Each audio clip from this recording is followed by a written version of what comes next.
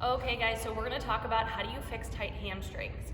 So for me, the first thing is we need to assess your hamstring length to know if it's a problem or not. And if you are in a sport where you require more hamstring length, then we wanna focus on increasing that muscle length with flexibility and mobility exercises. But we can also do that using eccentric strengthening or lengthening activities as well. So we're gonna show you first how to assess your hamstring length, and then some exercises, stretches, and mobility exercises to help you get that hamstring length that you desire. All right, so to assess your hamstring length, we're gonna go ahead and lie on your back. We're gonna bring your knee up towards 90 degrees so that your knee is pointing up to the ceiling.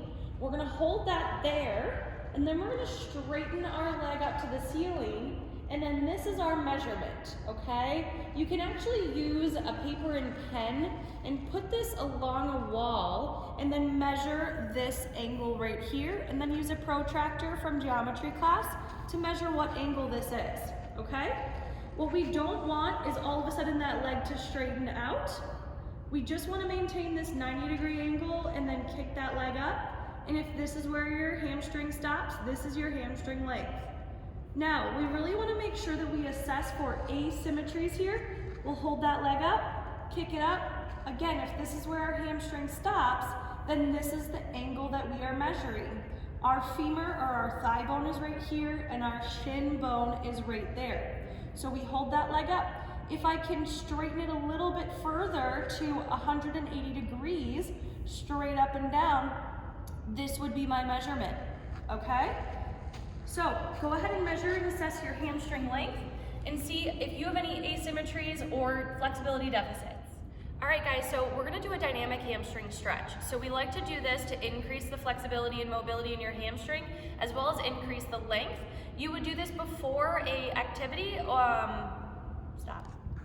So go ahead and lie on your back and bring your knee up to 90 degrees, 90 degrees of hip flexion, 90 degrees of knee flexion, and then we're going to kick our leg straight, pull our toes up to our nose, and then we're gonna bring it back down. We would do 10 of these, and then we can go ahead and bring it down, bring our knee closer to our chest, so we're in a little bit more hip extension, or hip flexion, sorry, and then we're gonna kick straight. You can see that the angle is different up at this degree of hip flexion. So this can also get a little bit more of the adductor as well, the medial hamstring, as well as the lateral hamstrings as well. So go ahead and try 10 on each side. Switch sides, again, looking for any asymmetries on either side.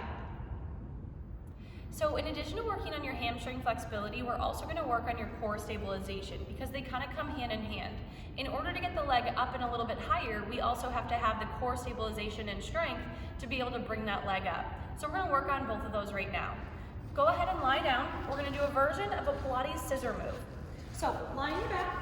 Legs are straight, your core and belly is engaged. We're gonna bring one leg up using our belly, and our leg is nice and straight, pointing up to the ceiling. And then we're gonna lift our head up, looking at our belly button, but we're not doing a pull upright. We're actually gonna pull our leg in towards us with two little pulls. Our hands are above our knee joint, and then we're actually gonna float this back or bottom leg down to the ground. So pull for 2, and then we're gonna switch nice and slow and controlled, pull for 2, and switch, pull for 2, switch, pull for 2.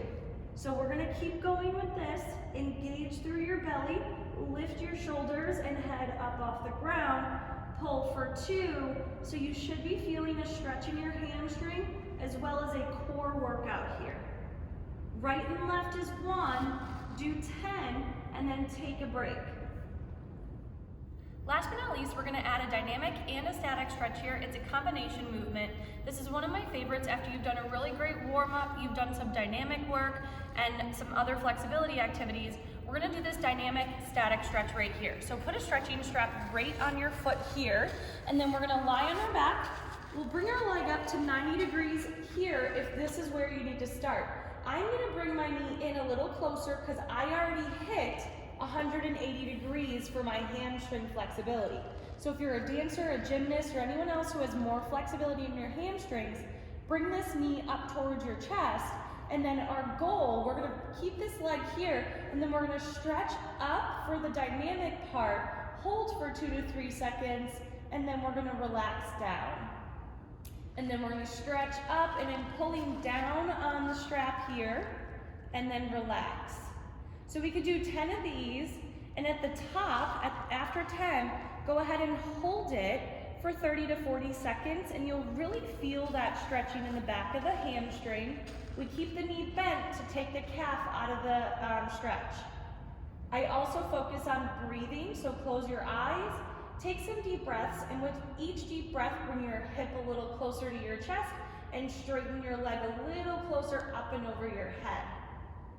One thing that's really important for our dancers or people who are very flexible in their hips, we don't want this going out to the side, and we don't want your hips rotating at all. So really make sure that you are straight ahead and that the knee is facing your head and your foot is facing up towards the ceiling. Good. So go ahead and try the static and dynamic stretch and see how it works for you. All right, so now that you have all that new range of motion, we want to strengthen within that new range of motion for your hamstrings. So we're going to do what we call eccentric hamstring curls. We're going to focus on a nice and slow contraction or concentric activation through the hamstrings, and then we're really going to work on strengthening and lengthening during our eccentric control on the way out with the ball. So we're going to use a Swiss ball here, but you can also use sliders or a towel if you don't have a ball at home. So go ahead and lie on your back and put your legs up on the ball. We're going to give you one suggestion first. The first one is with no lift. You're going to dig your heels into the ball, and then on the way out, you are also digging your legs into the ball as you elongate out. This is just as effective without the lift. You should feel it in your hamstrings, and the more you dig down into the ball, the more effective this is going to be for your hamstrings. Keep your toes up towards the ceiling and your feet and your knees together. Now, the next one, we're gonna put our hands by our side, we're gonna bridge our hips up, we're gonna curl in, digging our heels to the ball, and then we're gonna slide out, nice, slow and controlled, thinking about a 5-second contraction. We're gonna pull in, keeping our hips high, and then nice, slow and controlled on the way out. If this is too much for you, go ahead and bring the ball in on your own, lift your hips up, and then slow on the way out. This is going to be the best way to eccentrically activate through your hamstrings. Good. So go ahead and focus on hamstring activation as well as flexibility and mobility, and hopefully you'll see a difference in your athletic performance.